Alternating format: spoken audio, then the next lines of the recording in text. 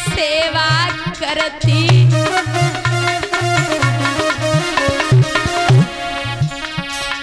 हृदय ध्यान प्रभु को रखती। लला तन की सूरत बिसारी दोनों करे तपस्या भारी। दोनों करे तपस्या भारी।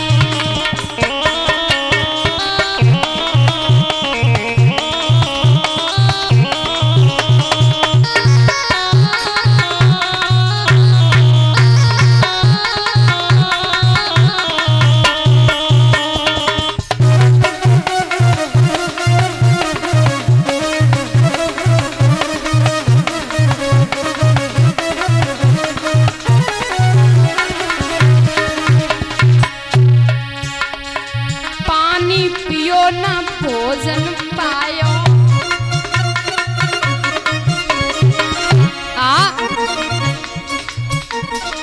पानी पियो न खाना खायो।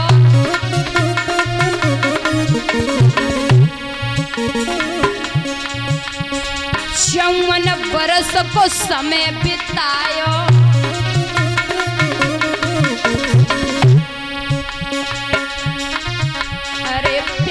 लगी मुख भारी दोनों करे तपस्या भारी। दोनों करे तपस्या भारी।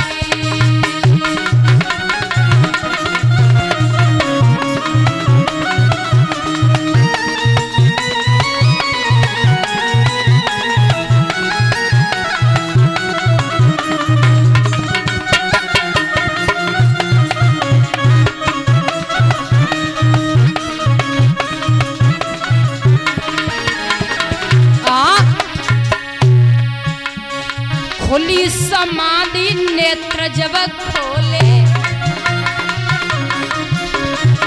दादा अनसुईया ते मुनिवर बोले।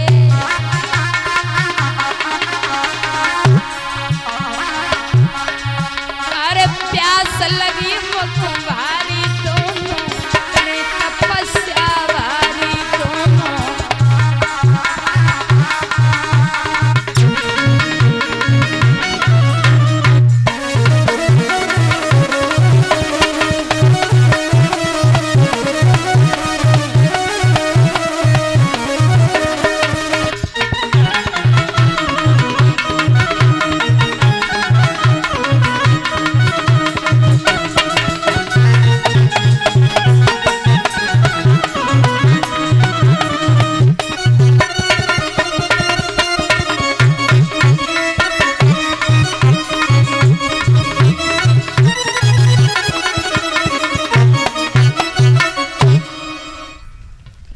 याद रखना सुखदेव बाबा वर्णन करते ही राजन परीक्षित।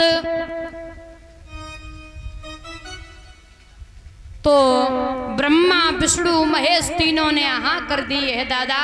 तो याद रखना ब्रह्मा के अंश से हुए चंद्रमा,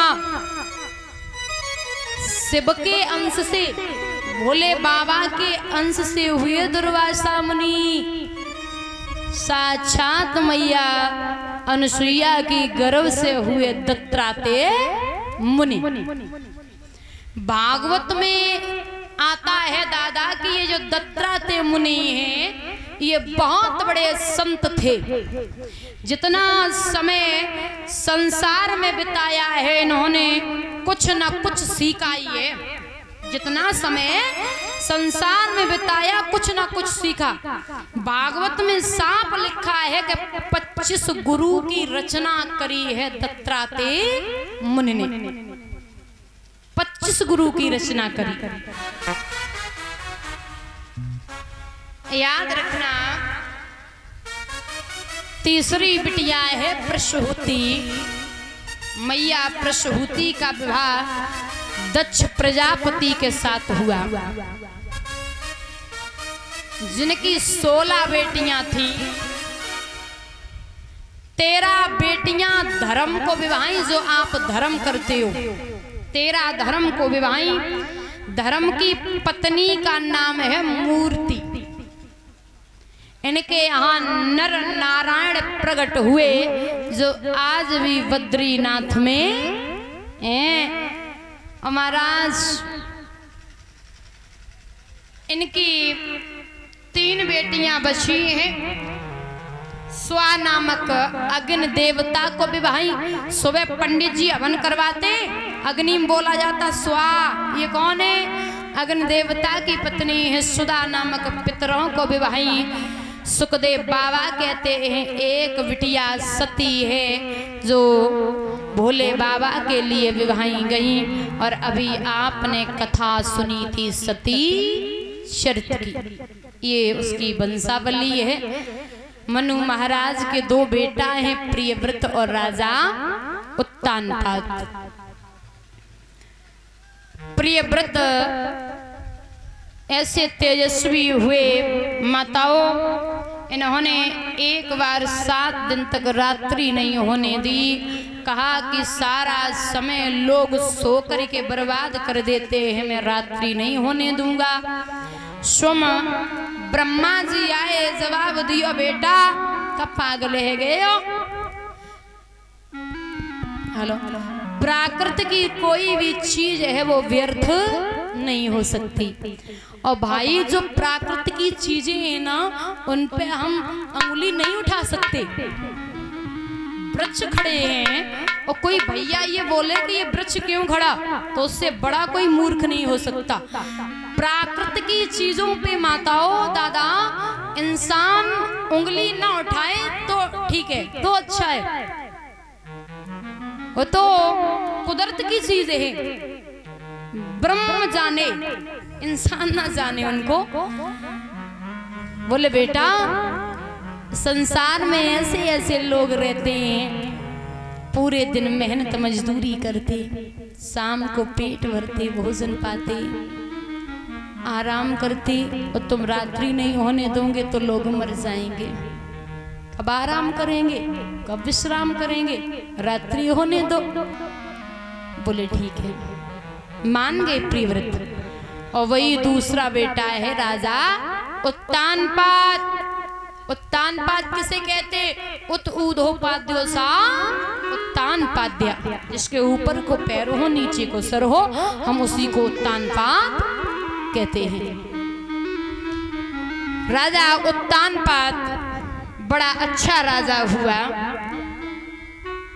कौ चीज की कमी ना है। कमी एक है कि राजा पे कोई बेटा ना है। राजा बड़ो दुखी है।